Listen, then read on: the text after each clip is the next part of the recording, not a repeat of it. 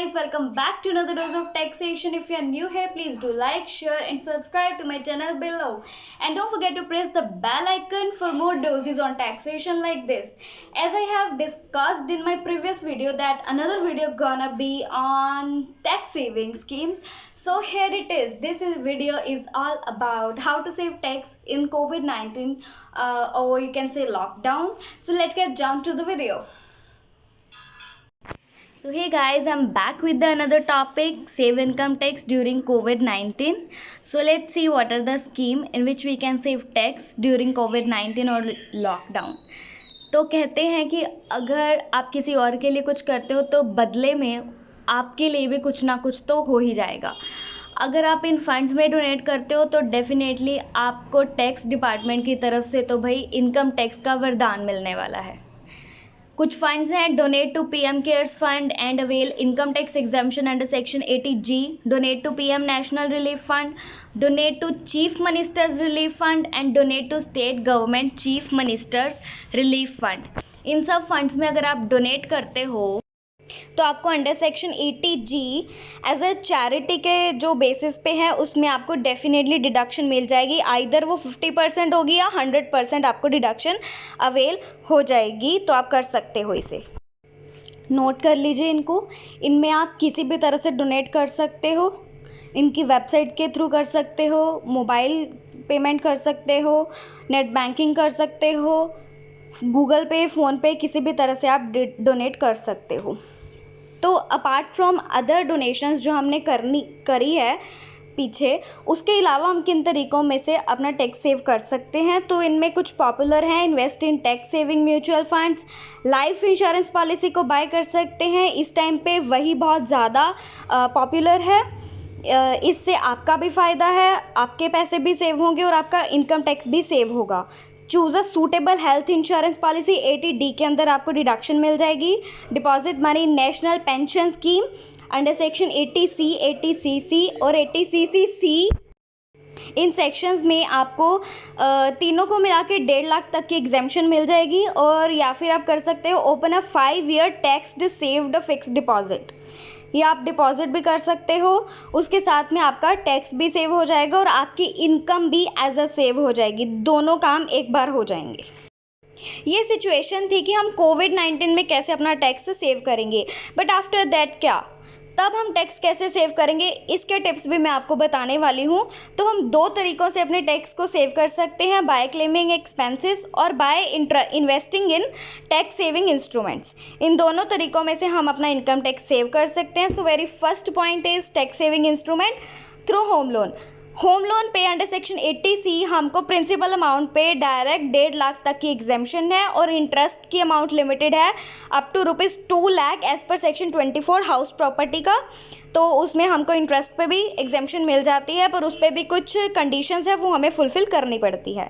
Second is saving account interest. इस पे exemption की लिमिट है. जब हम सेविंग्स करते हैं तो उसमें हमको इंटरेस्ट पे एग्जेम्पशन मिलती है.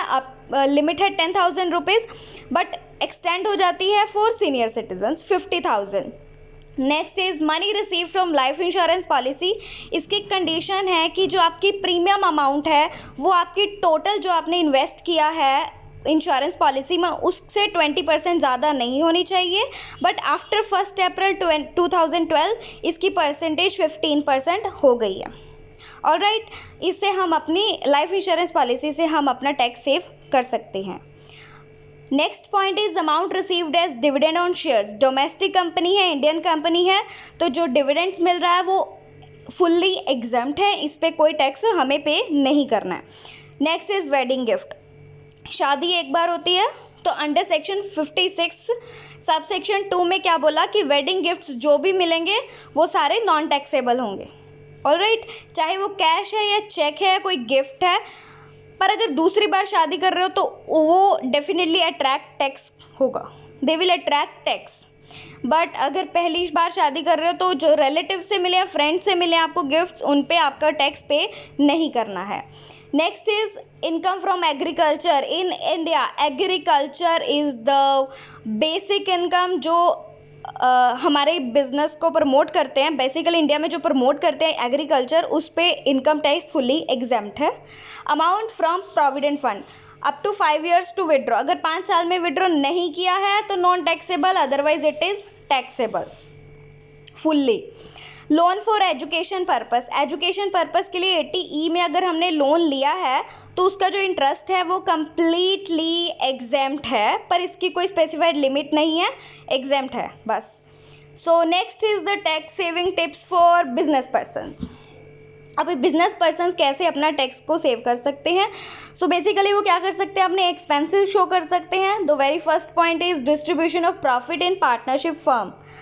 तो वो क्या करते हैं, अपना प्रॉफिट है वो डिस्ट्रीब्यूट कर लेते हैं पार्टनरशिप फर्म में और टैक्स पे करते हैं पार्टनरशिप फर्म की इनकम पे। आप डबल टैक्स पे नहीं कर सकते, आपने एक बार पार्टनरशिप फर्म के नाम पर भर दिया तो पार्टनर्स के नाम पर नहीं जाएगा, तो ऐसे हम एग्जेम्प्ट कर सकते हैं अपना income tax. Travelling expenses show करके या फूड या वेलफेयर टुवर्ड्स एम्प्लॉयज शो करके आप अपना टैक्स को सेव कर सकते हैं। उनकी रिसीट्स वैलिड दिखाकर, अपने बैंक स्टेटमेंट्स या कैश रिसीट्स आपने जो भी मेंटेन करी हैं आप वो दिखाकर अपना टैक्स सेव कर सकते हैं। Alright, and tips for salaried persons. Salaried person कोई एक्सपेंस शो नहीं कर सकते, ट्रैवलिंग एंड ऑल, तो इनके लिए कैसी टिप्स हैं, ये कैसे अपना टैक्स सेव कर सकते हैं? So very first is leave travel allowance. इनको लीव ट्रैवल अलावेंस दिया जाता है कि 2 ट्रिप्स दिए जाते हैं in the block of 4 calendar years, तो अपनी ये करेक्ट टिकट्स दिखाकर ऐसे अपना एक टैक्स एग्जेम्प्ट कर सकते हैं। वो इनके स्पाउस, चिल्ड्रन एंड पेरेंट्स हो सकते हैं, इसको हम से एग्जेम्प्ट करवा सकते हैं। Other point is when HRA is part of salary. Part of salary है तो डेफिनेटली आपके पास एक घर होना चाहिए जिस पे आप रह रहे हैं। ऑलराइट, रेंट दे रहे हैं, रेंट पे कर रहे हैं, रिसीट्स हैं उनकी, तो आप अपना एचआरए एग्जेम्प्ट करवा सकते हैं, इससे टैक्स एग्जाम्प्ट हो सकता है। When HRA is not part of salary then above तीनों में से एक जो कम होगा वो आपको लेना पड़ेगा। सब्ट्रैक्टिंग रेंट 10% ऑफ इनकम, अपनी जीटीआई का 1/4 देना पड़ेगा, या फिर 5000 पर मंथ, इतना ही आपको एग्जेम्पशन मिलेगी। इन तीनों में से जो whichever would be the lower वो आपको डिडक्शन मिलेगी under section 80GG। Alright, other is amount receive from gratuity. So gratuity अगर टैक्स फ्री है, अगर क्या वो होती ही टैक्स फ्री है, बट इसकी लिमिट है, statutory limit is 20 lakhs, up to 20 lakhs, चाहे वो गवर्नमेंट एम्प्लॉय है या नॉन गवर्नमेंट है। सो ग्रेचुटी हमारी tax free up to 20 lakhs होती है। Alright, and the most important is standard deduction, जिसको मैंने हाईलाइट भी करा है। सैलरी से डायरेक्ट हमारी स्टैंडर्ड डिडक्शन लेस होती है 50,000 का हमको tax benefit on the spot मिल जाता है जब आप सैलरी रिसीव करते हैं।